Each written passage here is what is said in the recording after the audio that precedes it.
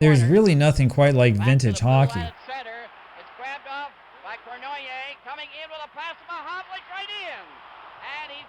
Sure, the game might have been a little bit slower back then, but it's still a ton of fun to watch. And some of the hockey cards from that era are absolutely fantastic. Now, if you do like a Google search, most websites and most blog posts are going to talk about like the best looking hockey cards or the most valuable cards or whatever from like the last 25 years, or at the very least from the early 90s up to today. And to be honest with you, I can see why. When Upper Deck burst onto the hockey scene in 1990, its quality and attention to detail changed the hobby. We had never quite seen anything like this. And so it makes sense to me that most websites talking about the best hockey card sets will focus on more recent sets like this one. And the truth is that the older cards can't quite match the technical proficiency of cards like this. But the thing is that, Upper Deck and these nice cards that they made doesn't mean that there's no room for vintage cards. Actually, some of the most memorable and interesting designs in all of sports card history comes from old hockey card sets. It's just that people don't talk a lot about these classics, that's it. So that's why I decided to make this video. We're going to rank the best looking vintage hockey card sets from before 1990 or from before Upper Deck came along. Now, just so you know, my ranking here has nothing to do with the secondary market value of these cards. Instead, I'm ranking these sets based on how attractive they are to me. In 1979-80, O-Pee-Chee just doesn't make the cut. There are also a number of classic sets that I have not included here, mostly because I just didn't like the design.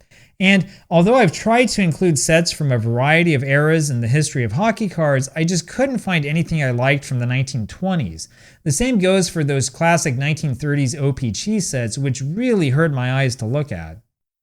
And as always, these rankings are purely subjective, right? So this is like just my opinion, man. And I know that most of you will disagree. So if you disagree, let me know and we can fight it out. Anyway, let's get started with number 10 on my list, which I think is one of the best looking real old vintage hockey card sets out there. For number 10, I really have to go with this 1911-12 Imperial Tobacco set. This is one of those early hockey cigarette card sets, and don't feel bad if you really don't know much about it. You can consider this the hockey equivalent of baseball's T206, though I honestly think that these hockey cards look nicer. And the thing is that these cards are really rare, so rare that you kind of have to be in the niche market to be paying attention to them. Now, as you probably guessed, yes, there is a history behind these cards. It's not entirely clear that these cards actually were released by Imperial Tobacco, since it doesn't say the name of the company like anywhere on the card. That's sort of the conclusion that people have come to. And this is actually not the first hockey card set that Imperial Tobacco released. Back before the First World War, it was pretty common for cigarette companies to insert a cardboard picture or art card into cigarette packages. These were apparently intended to help the pack keep its shape and to stop the cigarettes from crumbling during the transportation process. Now, these famous baseball cards were issued by the American Tobacco Company starting in 1909. The cards were distributed in a variety of cigarette brands, which helps explain all of the ads on the back. The next year, in 1910, Imperial Tobacco came out with its own series of picture cards in its cigarette packs. The backs, however, didn't say much about the product that the cards were featured in. And the categorization of these cards has been confusing as the years has gone by.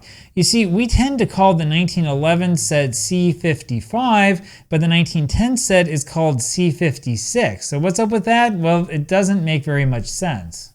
Those designations go back to Jefferson Burdick, who is really the father of modern sports card collecting.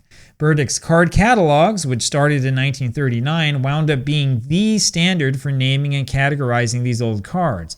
That's why we call this set T206 instead of something like the 1909 American Tobacco set. And that's also why we refer to these hockey sets by names like C56 instead of something like the Derby cigarette set. Anyway, the cool thing is that we happen to know more about these cards and how they were made than you might guess. There's a whole bunch of really cool stuff that has somehow survived over the years. For example, we know these cards were printed using a lithographic stone like this one here, and wouldn't it be really cool to have this in your collection? Anyway, the coolest thing about that 1911-1912 set is not just the fact that you've got that excellent border design. No, the coolest part is that somebody actually discovered these early print proofs of a handful of these cards. The proofs tend to omit the birthplace on the back, and they seem to be a little bit brighter. So it seems that the proofs look nicer because the stone was clear. The later cards are a bit more faded after the lithographic stone was used a bit. Well, at any rate, the thing about that C55 set, or whatever you want to call it, is that it really looks absolutely fantastic. I mean, to be honest with you, a lot of the early tobacco sports cards are pretty lame. Maybe it's just me, but I don't care very much for this black and white approach. These 1911, 1912 cards look fantastic to me, even though I will likely never be able to afford a set. Even if the condition isn't great, the cards are still really attractive and well designed. Now, in my opinion, this set is the best of the tobacco hockey card sets by far, and I think it's up there with the best of the baseball tobacco sets.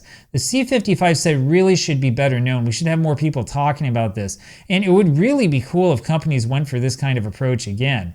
Anyway, next on this list is a set that I'm honestly not a huge fan of, but it was solid enough that I figure I really have to talk about it. That would be this set, the 1965-66 Top set. And you heard right, this is generally referred to as a top set, though that point is actually kind of controversial. You see, sometime in the late 1950s, Topps and O-Pee-Chee started to work together as Topps tried to take down the Parkhurst juggernaut. Now, if you look at old packs like this 1957 Topps wax pack, you'll notice that there's no mention of O-Pee-Chee anywhere. Instead, this is listed as being a Topps-only product printed in the United States and distributed by Topps itself. But that wasn't going to cut it. Now, I know that this might be a surprise to you, but hockey is a pretty Canadian-specific sport. And so you really have to have some sort of strategy to sell your hockey cards to the Canadian market if you actually want to have success. So that was the real incentive for Topps to work together with O-Pee-Chee, and of course O-Pee-Chee really needed some help as it was kind of struggling. Anyway, the thing about the 1965 set is that the name Topps doesn't really appear anywhere on the packaging. Topps and O-Pee-Chee had a monopoly by this point, and so these cards were just called NHL hockey cards. You'd have to be bored enough to want to read the fine print on the wax pack to figure out which company made it. Oh, and look here, the O-Pee-Chee name is most prominent, along with a note that they were working under a Topps license. In other words, I think we probably should call this an O-Pee-Chee set instead of a Topps set, but who am I to question the wisdom of the card collecting world? Anyway, this is a pretty nice set overall. The fronts have an artistic feel to them even if the card is in poor condition like this one. They're similar to the 1964 Tall Boys set except shorter, and the 1965 set looks a bit nicer, at least in my opinion. Now, my hesitation with this set comes from the back, which looks pretty bland to me, but the fronts really do look nice. I particularly like the black background underneath the team name, and it helps to have some pretty big names in the set. And as most of you already know, having really nice looking star cards and having some really good rookies will help any vintage set out. Now, I don't think that quality helps the 1979 set enough to get it put on this list, but the next set is a really good example of a set that's famous for a certain rookie card. I mean, the presence of the Mario Lemieux rookie card alone makes the 1985 O-Pee-Chee set stand out, but this is a high quality set overall aside from just the Lemieux. Using the team logo instead of the team name really helps with the design on the front and makes it feel a lot cleaner and a lot easier to read. And the white borders really make the photo and logo stand out. It's a really nice effect. This set was part of a string of really high quality O-Pee-Chee sets. It was actually hard not to make this video just a list of like all the 1980s O-Pee-Chee hockey sets, to be honest with you. Now, during this time period, Topps didn't exactly do a great job with its football cards, and famously it gave up on basketball cards in the early 1980s. But these hockey card sets had really good designs, and they were generally better than the baseball card sets from the same year. Of course, the backs are the best part. This was one of those rare years when Topps and O-Pee-Chee remembered that customers actually wanted to read the back. And it's a pretty basic concept, right? All we really need is the stats and the info. We don't need a bunch of strange designs or whatever. Yeah, simplicity is really the key to so many things in life. And frankly, I think that the problem with the modern hockey card sets is that lack of simplicity, but maybe I'm just an old man. Anyway, even the boxes look really attractive, provided that you can actually find one. These boxes tend to go for 5 figures and are really not easy to find in unopened condition. Of course, this is around when Topps dove into the trend of printing extra cards on the bottoms of the boxes, so that's a bonus for you. And the pack design is simply awesome. So overall, that 1985 set really is a timeless classic. And now we're going to go back in time a bit to look at another classic vintage set. I would love to know what you guys think about this one. I really like the way this 1953 Parkhurst set looks. Now, I've got to admit that the backs are not exactly spectacular, but the artwork on the fronts of these cards is just amazing. Seriously, this has got to be one of the most memorable sports card sets of all time. Now, the most interesting thing about 1953 Parkhurst is that Parkhurst had no competition at all that year. So usually we see the quality decrease when there's a monopoly. But for whatever reason, Parkhurst cards increased in quality in that build up to 1953. You guys will have to forgive me for thinking this, but I think that 1951 Parkhurst looks just awful. The backs are blank and the fronts are basically a combination of the fronts and the backs. It just looks tacky. 1952 Parkhurst looked a little bit better, though the cards were pretty small. And actually, I think that the 1952 cards have better backs than the 1953 set. And seriously, the artwork here is really good. Now, I really suspect that Parkhurst changed to the larger format and the better looking cards in 1953 in reaction to stuff that was happening in the baseball card world, and I'll show you what I mean. These Parkhurst cards are just about the modern standard card size, except they're a little bit taller than 3.5 inches. Now, as you probably already know, the 1952 Topps baseball card set was branded as being supersized and was considerably larger than Bowman's 1952 baseball set. Topps kept the larger cards for the 1953 baseball set, which is a fantastic looking set with great artwork. In response, Bowman came out with its 1953 Bowman Color set, which is one of the greatest sports card sets of all time, if not the greatest. Now, the Parkhurst cards have a very similar design to those 1953 Bowman Color baseball cards, except that these hockey cards included a facsimile autograph on the front, right? Now, by the way, Bowman did include a similar facsimile autograph on the front of the 1954 baseball card set, so, I mean, maybe the influence went both ways. And the cards for Parkhurst were just a little bit shorter than Bowman Color. Bowman Color was 3 3/4 inches tall, while Parkhurst was 3 5/8 inches tall. Anyway, this set looks absolutely fantastic, and I just can't get over how nice the artwork is. I think you could make an argument that this set should be number 1 on this list, though I would argue that the later sets are even better, but I will never understand why more companies don't try for this kind of approach. The 1954 Parkhurst set looked almost the same. However, the 1955 set got rid of those really carefully painted backgrounds and used a solid color, which really ruined the effect. That 1953 Parkhurst set, however, is an all-time set. This is really one of a kind. My only complaint about that Parkhurst set is that the boxes are just totally hideous. The packs look pretty bad too. I mean, maybe this is just me, but packs that look like this are not really all that appealing on first glance. You would never guess at how epic the cards inside really are. So as I did research for this video, I noticed that the prices of the 1953 Parkhurst hockey cards, especially in the lower grades, are a bit lower than I expected them to be.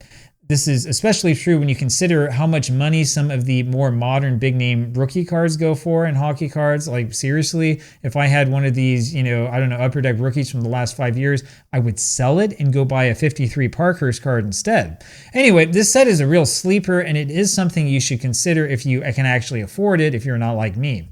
Anyway, the next set goes along pretty well with the 1953 Parkhurst set. 1954 Topps Hockey is one of the most attractive hockey card sets of all time. Unlike some of the earlier sets on this list, they did get the backs right. You've got to love that high sticking cartoon. Seriously though, this card set is absolutely fantastic, and I will never get tired of looking at the excellent use of color. Topps really went above and beyond with this set, and it's an all-time classic. Now, the only complaint that I have about this set is that there's only 60 cards. Now, in retrospect, it's pretty clear that Topps made this as a test product. It only includes the players from the 3 United States teams, and I'm not sure that these packs ever even made it to Canada. In other words, I think that the idea was that Topps would handle the United States side of things and would let Parkhurst do its thing up north. Anyway, as was the tradition, Topps had 1-cent packs for a single card and a piece of bubble gum. and 5 cents would get you gum and 5 cards, I think. Anyway, this set has the general red, white, and blue feel to it. I guess it's supposed to be patriotic or something. Now, the Parkhurst set that year was similar to the 1953 set, though they went from artwork to photos, and I think overall this was a step down. I mean, these cards aren't bad, they're just nothing like those Topps cards. Sure, Topps printed fewer cards that year, but the cards that Topps made were absolutely memorable. And it wasn't until 1957 that Topps went back to the hockey card business. Of course, that is after Topps bought out Bowman, which is probably the reason why they waited that long. Now, 1957 Topps hockey is interesting, but it's a little bit too loud for my taste. But 1954 Topps hockey looks absolutely beautiful. And the next set on this list is another all-time classic. In terms of clean designs, this is one of my favorites. I told you that the 1980s O-Pee-Chee sets are good, right? Now, the photographs are not always epic, but the card design looks just so clean and attractive, and the backs really are nice. Now, the thing you have to understand is that Topps has this tendency to reuse designs on its sports cards, especially back in those old days. I mean, it did the same thing when I went back to like basketball cards in 1992. And if you look at the 2025 cards from whatever sports it is that Fanatics controls, they all look the same. They have the same boring design. However, this hockey design is almost unique. I was only able to find one relatively obscure set that looked anything like it. The unique part is the combination of the diagonal team name and the player's name on the puck, which is actually visible on some of the cards. The closest set I could find to this is the 1979 Topps basketball card set, which is arguably the best looking Topps basketball set of all time. That basketball set is not widely known, in part because it's only got 132 cards. When you look at one after the other, you can see that 1980 O-Pee-Chee really takes after that Topps basketball set. However, the 1979 Topps basketball set has difficult to read backs. I mean, seriously, a black text on a red background? At least O-Pee-Chee had the sense to give us a back that, we could actually read. Of course, there's no Gretzky rookie in this set, though I think that the Great One's second-year card has a better look to it than his rookie card if we're talking just about its attractiveness. I feel like the card design makes the photo stand out a bit more than on his rookie card. And of course, the backs look nicer in 1980, as if they were meant to be red. Of course, if you can't afford the second-year card, you can always go for the All-Star Game card instead. And then you've got stuff like this Messier rookie, which looks fantastic. There is an uncorrected error on the back of this. It says he shoots right, which of course is wrong. And by the way, it's crazy that the Oilers had both Gretzky and Messier on the same team at the same time when they were both like really young, but that's a topic for a different video. Now, I sure hope that you like O-Pee-Chee because we're going to stick with them for a little while now, and you will see why. Okay, I have to have at least one controversial selection, right? In 1976, O-Pee-Chee decided to give us turquoise green backs. But there's just something about the design of the card fronts that really have me interested in this set. Now this looks like a hockey card. And as you guys know, I'm way too young to remember the 1970s. So I mean, if you were around then, tell me, was this like the decade that was full of like big letters and psychedelic colors like all over the place or something like that? Anyway, whatever it was, the cards from then look really cool. I mean, the photos aren't necessarily like the most engaging or exciting things in the world, but these cards are bright, they're colorful, and they really stand out. Plus, the hair on these guys is just great. Again, my only real complaint is that the back color was an interesting choice. Now, if you're a collector, you really should know that there are actually two 1976 O-Pee-Chee sets out there, and we're talking about two completely different designs. No, I don't fully understand why the sets and designs were so different, though my guess is that the different leagues kind of forced O-Pee-Chee into doing this. The WHA set is smaller and I think it's more expensive. The backs are just so boring. I mean, O-Pee-Chee didn't even try. And I don't know about you guys, but I just don't like the design on the front.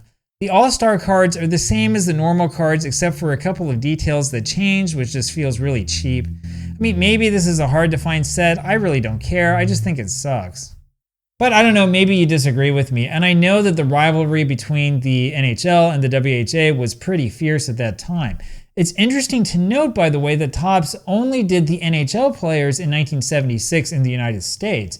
I don't think that the WHA set was ever officially sold in the United States, even though the WHA had tons of United States teams. Anyway, this logo is how you can tell the two packs apart. The NHL packs look like this. These are the ones that you actually want. That WHA logo is all over the boxes of the WHA version. Meanwhile, even empty wax boxes of that year's NHL set are really hard to find. But it's the cards that matter the most, right? Anyway, 1976 had a great design. I highly recommend it. Anyway, we are up to number 3 now, and now number 3 on this list is probably my favorite hockey card design of all time. However, from an objective standpoint, I realized when I looked at this that I would have to stick it at number 3 because the top 2 are just absolutely amazing sets, and you'll see in a minute what I mean. If I had enough money though, this set is the first of these hockey sets that I would complete. Seriously, I just love this design. The back is what it is, but it's the front that just captivates me. The front design here is simply amazing. This is a work of art. That second photo in the circle just makes these cards work, in my opinion. Now, if you're a veteran card collector like the rest of us, you know that you've seen this design before, right? Well, there's a reason why Topps decided to reuse this particular design. It's because it looks great.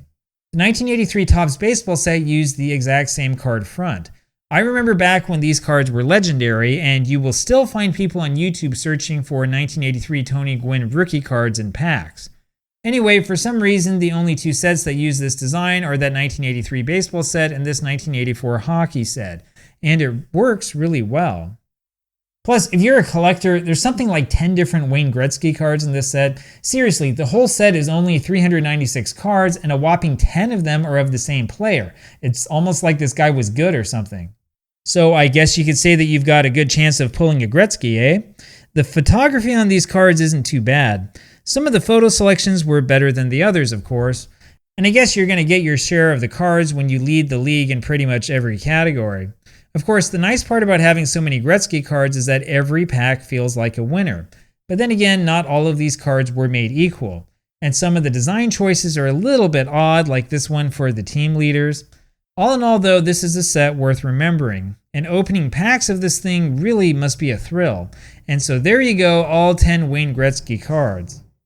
Anyway, I really like this 1984 set. Did I mention that already? But the next 2 sets are strictly better. I've got to admit that. Number 2 on this list is probably going to be number 1 on your list, but I still think I've got these in the right order, and we can argue about it in the comments. Alright, I'm not exaggerating when I say that this might be the greatest sports card set of all time. Now, the bilingual requirement makes the backs look kind of odd, sure, but it still looks really nice. There are a lot of profile pictures here, but the design overall is just fantastic. The colors of these card fronts just work together, and thankfully Topps avoided that temptation of having the bright color be the background of the entire front. It's a tasteful card overall, and it really stands out in your collection.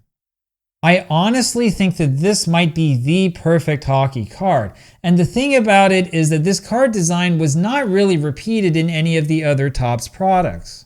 The early 1970s was really Topps' psychedelic era. The thing is though that this 1972 Topps baseball set just feels loud. The closest basketball set to the 1971 hockey set is probably this one with the creative font. Even still, this design feels kind of messy. Even A&BC Gum in England, which is a company that also worked with Topps, didn't have anything like that 1971 hockey design. This really is a one-of-a-kind set, and it's one of my favorite card sets of all time. Yeah, and good luck finding any unopened packs of this baby. The boxes look attractive, which as we've seen is kind of a rarity. It came in 2 different series, which was pretty common back then. And look at all the crap you could get if you held on to your Bazooka gift certificate. Personally, I would rather have more of these cards. The wrapping was really attractive. And you got 8 cards for only 10 cents. We didn't know how good we had it back then. Anyway, this is an awesome looking set, and it's an all-time classic. But even 1971 O-Pee-Chee can't hold a candle to the set I've got at number 1. And I am quite certain that this is the best of the vintage hockey card sets by far. This has got to be the best hockey card design in history. Okay, maybe the backs aren't my favorite, but the fronts of these cards are simply fantastic. The artwork and the attention to detail in the crowd reminds me a lot of 1953 Parkhurst, and you've got to love the wood grain television borders. Now, this is not the first wood grain TV border set, of course, you know this. There's a very famous set that used the exact same design, as well as another set that used this exact same design that you likely have never heard of. And I was surprised to hear about the one that you probably don't know about. Back in 1966, Topps had a contract to do a set of cards for the American Football League. Now, this set is generally panned by card collectors, mostly because the paintings are so uninspired. Topps decided to use the sky as the background and had to get rid of any team insignia and logos. And the funny thing is that Topps was so embarrassed that it advertised these as hobby cards, not as football cards. Anyway, that's the lesser known set. I think that came out a few months before the Topps 1966 hockey came out, but the better known set came out over a decade earlier. Some people like 1955 Bowman baseball and some people don't. I think it's okay, though I still prefer 1953 Bowman color. Part of the problem here is that the players are pictures, not works of art. And as you can see, there's really nothing in the background. You see, it's really the attention to detail, the really small things. That's the sort of thing that makes these cards really good and memorable. And 1966 Topps Hockey has incredible attention to detail. That's the reason why this is one of my favorite sports card sets of all time. I can't emphasize enough how awesome it is to see that carefully done artwork in the background. While the design of the All-Star cards is pretty boring, the normal cards in this set look amazing. And I mean, even the cards for the coaches look awesome. Now, the only complaint that I have about this set is that there's only 132 cards. It's not one of those sets with like 400 cards, and that's really a shame. I wish that we had more of these cards since they look just so amazing. So back in 1963, Parkhurst issued its final hockey card set. Some people like it, though I think it's a dud. Parkhurst only gave us 99 cards, after which the company folded. Topps gave us a really ugly set that year with only 66 cards and had to pick up the slack where Parkhurst left off. Of course, we've already seen that 1965 Topps card set in this video. By that time, the set had 128 cards, which was at least a step in the right direction. But it wasn't until this ugly green 1968 O-Pee-Chee set that we had a hockey set with more than 200 cards. Yeah, it took them long enough. Anyway, like I said, the design of that 1968 set is pretty bad, but the 1966 set just looks amazing. Even the boxes look nice, though it's still strange for me to ponder an era when there were only 6 NHL teams. The card packaging looked nice and attractive as well. And once again, I've got to wonder why we call this a Topps set when it clearly states that it was created and distributed by O-Pee-Chee on the wrappers. But whatever, I don't make the rules. Anyway, there's my top 10 best looking vintage hockey card set list. Let me know if you agree with me or if you disagree with me. And as much as I like Upper Deck cards, I do have to wonder when we're going to see one of these really epic wax style hockey card designs again.